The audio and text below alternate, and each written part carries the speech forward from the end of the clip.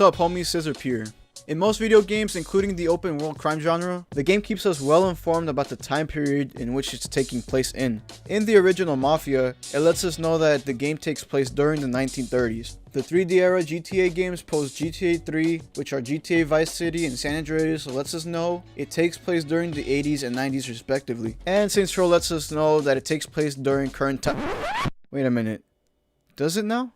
Well, maybe if we take a look at the official Saints Row timeline in the Saints Row wiki, we could find out. Oh. Well, something seems off.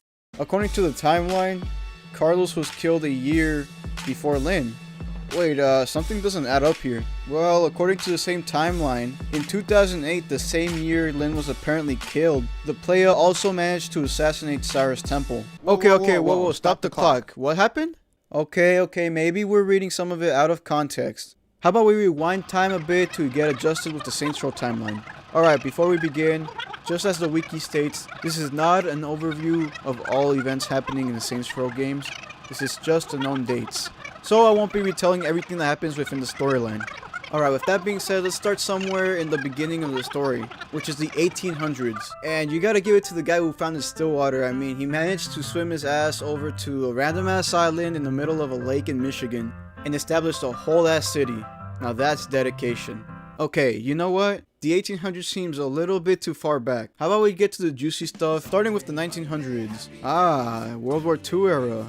Alright, what do we got here? Stillwater builds a new sewer system. Oh wow. How interesting. Alright, post 1940s then. An earthquake hits Stillwater and drops a chunk of the city below sea level. And I believe we hear Gat say this during the mission Down Payment, where he says, "Now check it out. Years ago, an earthquake dropped part of the city below sea level, and rather than clearing out the rubble, the city just built over it. There's an abandoned hotel below the mission that'll work for us." I don't know why, but I always had the impression that it actually happened recently while the player was in a coma. But according to the timeline, this happened after the 1940s. Interesting piece of info. Alright, let's move on to sometime in the 1970s where Benjamin King forms the Vice Kings to counteract Los Carnales. I don't know about you guys, but I'd really like to play this game right here. A gang simulator set in the 70s where you play as Ben, King, or Julius and potentially see their falling out as friends and gang leaders. Yo, sign me up. 1977, Stillwater is voted the most family-friendly city. And I gotta ask, how?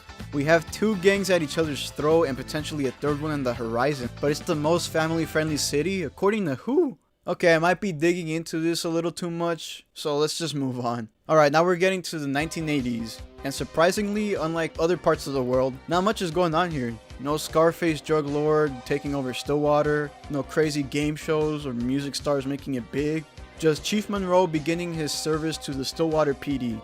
Alright, the 90s doesn't have that much important stuff happening, so I'll try my best to run by as quickly as possible. Alright, 1994. Zach, one of the announcers from Professor Genki, gets married. Boring! 1996. Murder Brawl 8 takes place in Mexico.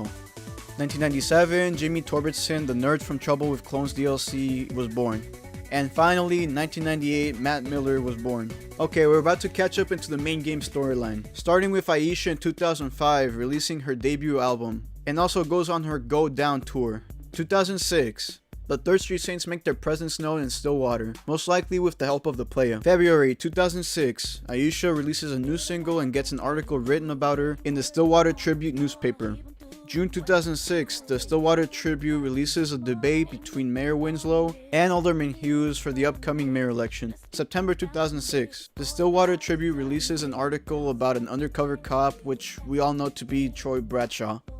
And with that, we seem to wrap up Saints Row 1's campaign, right? After all, the game is believed to be set in 2006, which is the year the game came out. So besides that, I think we're ready to move on to Saints Row 2, are we? Alright, 1 year later in 2007, Carlos was killed.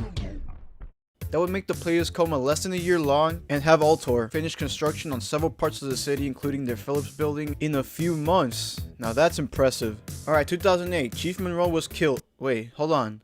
Wasn't Chief Monroe killed in Saints Row 1 during the mission Hail to the Cheat? Yeah, he was. So how the fuck did Carlos die right before Monroe? Wait, hold on, it gets worse, dude. In that same year, Lynn dies, which is true. I mean, she does die in Saints Row 1 as well, but chronologically speaking, Lynn bites the dust way before Monroe. So shouldn't Lynn's death come first? And on top of that, that same year, Cyrus Temple is assassinated. Wait, whoa, what the fuck? Cyrus Temple gets murked in Saints Row 4 by the player, so all of a sudden the player gets revenge on the rollers for killing Lynn, gets into a coma, and takes over Stillwater a second time, and has time to kill Cyrus Temple? All at the same time? Damn. The player must have one crazy ass busy life behind the scenes. But hold up, it doesn't stop getting confusing from there. The timeline also states that a year after all of that clusterfuck happens, Aisha is killed. This means Aisha officially outlived Cyrus Temple and Carlos. 2 years after that, in 2011, Gat gets arrested for attempting to kill Troy. The reason he was almost sentenced to death row at the beginning of Saints Row 2. So, in other words, Aisha was killed by Junichi before the events of Saints Row 2? Hold up, that same year, yeah, I keep saying that a lot, that same year, Johnny Gat dies on the plane at the start of Saints Row the 3rd. If you guys aren't following along, don't worry, I don't blame you. It's like I'm reading an alternate timeline here. We know Johnny dies in 2011, but that's not the last time we hear from him, and no, that's not because he gets abducted by aliens or anything. But according to Jane Valderrama, in 2012, Johnny Gat's corpse gets arrested once again for attempting to kill Troy a second time. So, in the official timeline, Johnny Gat tries to kill Troy twice. One time living and one time beyond the grave. Alright, now we come to 2013. The player wakes up from a 5-year coma. Wait, hold on. We're back to Saints Row 2? The events of all the Saints Row games just occurred, but somehow in 2013 the player wakes up from a coma? And in 2013, the Zen begin their invasion on Earth. Wait, hold up, I don't remember this in Saints Row 2, do you? But hold up, it gets way more chaotic from here. The fuck cancer and let them eat cake bills you get to choose at the start of Saints Row 4 is created. So not only has the Zen attack failed the first time around, but the entire planet decided to forget about it and focus their efforts on curing cancer and world hunger. Really, nigga? Bro, we just had a whole ass alien invasion. Cancer and world hunger should be the less of our worries. Well, that all doesn't matter because Zinyak was defeated before December of 2013, meaning the planet was blown up that same year. But that won't stop Professor Genki from hosting Genki Bowl 7. This also doesn't stop the Saints from managing to film gangsters in space. Oh, did I also mention Saints Row the 3rd takes place in 2014, according to the timeline? But wait, hold on a second. Does that mean Saints Row the 3rd is part of the simulation? Is the player stuck inside the simulation and forced to relive his whole life out of chronological order? Is this what the timeline suggests?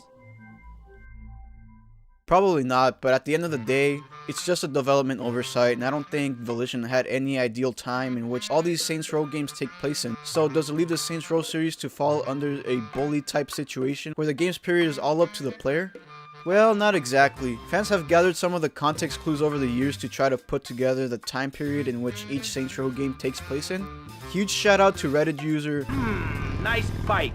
nice name, dog, for coming up with these dope ass theories. They believe that Saints Row 1 does in fact take place in 2006, the same year in which the game got released in, and the evidence he provides is the newspaper clipping inside the game manual, where the newspaper editor interviews an undercover cop that infiltrated the Saints, who turns out to be Troy. So this clipping was actually made to lead up to the game's story. So it's official, Saints Row 1 takes place in 2006, but what about Saints Row 2? Well, Nice Bike also claimed that they've seen some sort of promotional material for Saints Row 2 that more than confirms that this game takes place 5 years after the events of the first game. Although he couldn't find his source, he referred to the promotional lead up to Red Faction Armageddon, which it mentioned that 2011 was the year that Ultor began experimenting with nanotechnology. And if you guys haven't caught on yet, this is basically the plot of Saints Row 2's Ultor Exposed DLC.